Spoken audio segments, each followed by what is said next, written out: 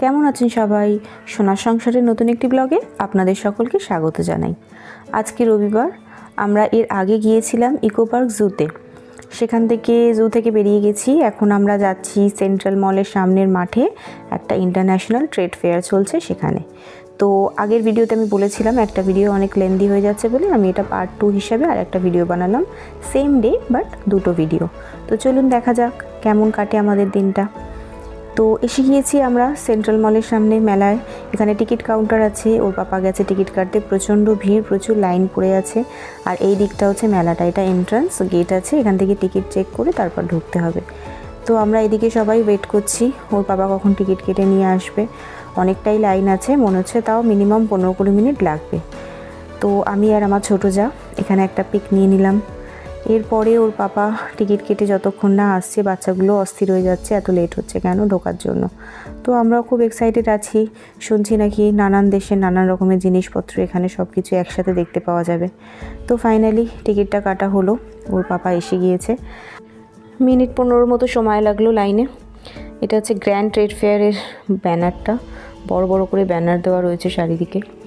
চলুন তাহলে এবারে দেখি, ঢোকা যাক। এটা হচ্ছে এন্ট্রান্স, এই মেন গেট দিয়ে আমরা এখানে টিকিট চেক করে আমাদেরকে ঢুকতে দিল। এবারে ঢুকে গিয়েছি আমরা আসল মেলার মধ্যে। চারিদিকে বড় বড় করে সব আলাদা আলাদা সেকশন ভাগ করা, তার ভেতরে ছোট ছোট অনেক কাউন্টার। তো আমরা একটা সেকশনের মধ্যে ওরকম ঢুকে পড়লাম। এর ভেতরে অনেক কাউন্টার আছে, তাহলে চলুন দেখি ভেতরে কি কি আছে। প্রচুর জিনিস আছে এখানে, হাজার হাজার মানুষের ভিড় আর লক্ষ লক্ষ ভ্যারাইটি আইটেম, মানে কোনটা ছেড়ে কোনটা নেবেন এরকম ব্যাপার। আর এই ঝাড়বাতিগুলো দেখুন একবার, মানে এত সুন্দর লাগছে, এত অপূর্ব দেখতে এগুলোকে। মানে কেউ যদি কেনার হয় চুজ করা খুব টাফ, কারণ কোনোটার থেকে কোনোটা কম না, কোনটা ছেড়ে কোনটা নেবে। আর এখানে ছোট ছোট নানান রকমের শোপিস টাইপের অনেক কিছু আছে, ঘর সাজানোর জিনিস, খুব সুন্দর লাগছে। এগুলো চাইনিজ আইটেম কি আমি সঠিক বলতে পারবো না, সব আলাদা আলাদা জায়গা থেকে এসেছে। কারণ এটার কোনো আমি ওপরে বোর্ড দেখতে পেলাম না যে কোথাকার জিনিস এটা। তো এখানে আমি একটু সেলফি নিয়ে নিলাম ঝাড়বাতিগুলোর সাথে, খুব সুন্দর লাগছিল ঝাড়বাতিগুলোকে। আর এইদিকে হচ্ছে ড্রাই ফ্রুটসের সেকশন, আফগানি ড্রাই ফ্রুটস, প্রচুর ভ্যারাইটির ড্রাই ফ্রুটস আর প্রচুর হিউজ কোয়ান্টিটির মাল আছে এখানে। মানে চতুর্দিকে এখানে শুধু দুদিক জুড়ে শুধু ড্রাই ফ্রুটসের দোকান, পরপর সারি দিয়ে লাইন দিয়ে।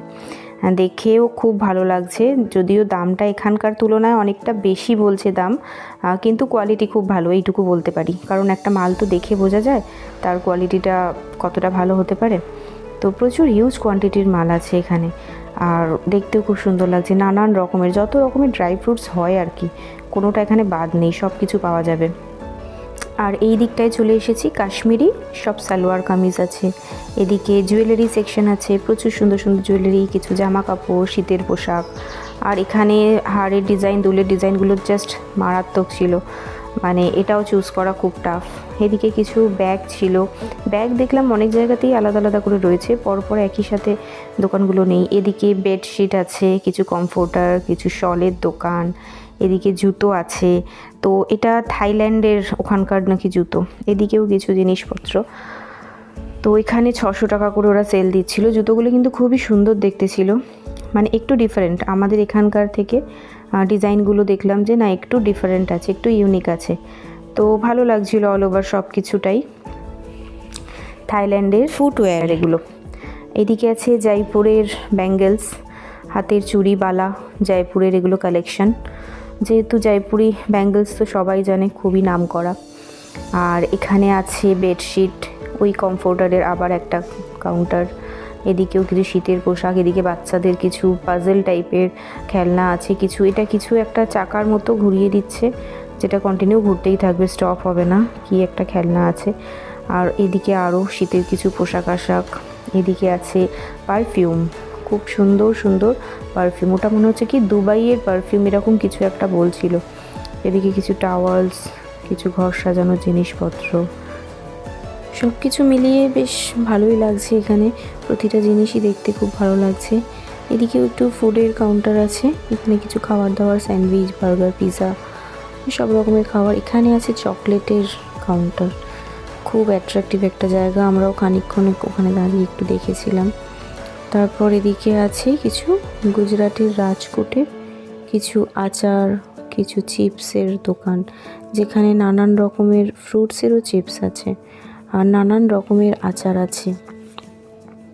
আর ইলেকট্রনিক্সের চিমনি থেকে শুরু করে এসি পর্যন্ত সমস্ত কিছুই এখানে আছে। কিছু ওশিয়া হার্বালসের প্রোডাক্ট সব কিছুই এখানে পেয়ে যাবেন। সেলাই মেশিন পর্যন্তই মেলাতে রয়েছে। মানে মোটামুটি এমন কোনো জিনিস নেই যেটা মেলার মধ্যে নেই।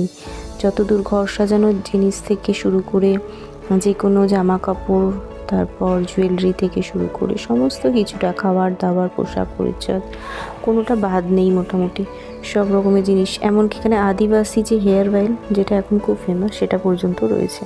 ফার্নিচার আর ইন্টেরিয়ার এখানেও দুটো আলাদা আলাদা করে দেওয়া রয়েছে। আর এখানে আছে ফুড কোর্ট, এখানে খাবার। এখানে আমরা খাওয়ার জন্য একটু দাঁড়িয়েছিলাম, কিন্তু বিভৎস ভিড়। মানে ওখানে ঢুকে অর্ডার দিলে যে কখন পাবো জানি না। তো আমরা দাঁড়িয়ে লাস্টে বেরিয়েই গেলাম যে থাক, এখানে আর হবে না, আমাদেরকে বাইরে থেকেই কোথাও খেতে হবে।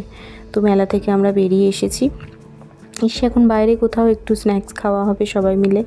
তো যাওয়া হচ্ছে এখন বাইপাস ধাবার যে রেস্টুরেন্ট, তারই একটা স্ন্যাক্স কাউন্টার আছে, সেখান থেকে ভাবছি আমরা সন্ধ্যাবেলার স্ন্যাক্স কিছু ওখান থেকেই খাবো। তো সেখানেই যাওয়া হচ্ছে। সারাদিনটা মোটামুটি ভালোই কেটে গেল। চলে এসেছি আমরা খাবারের দোকানে। এখানে নানান রকমের খাবার, স্যান্ডউইচ, বার্গার থেকে শুরু করে এখানকার সামোসা চাট। এই যে আমরা এখানে 4 প্লেট সামোসা চাট নিয়েছি। তো আমার দেওর বললো এটা নাকি খুব সুন্দর হয় এখানে খেতে। আমি ফার্স্ট টাইম এটা ট্রাই করছি, তবে সত্যিই খুব সুন্দর খেতে। আর এই যে এটা হচ্ছে এই কাউন্টারটা, সব সময় লোকের ভিড় এখানে থাকে।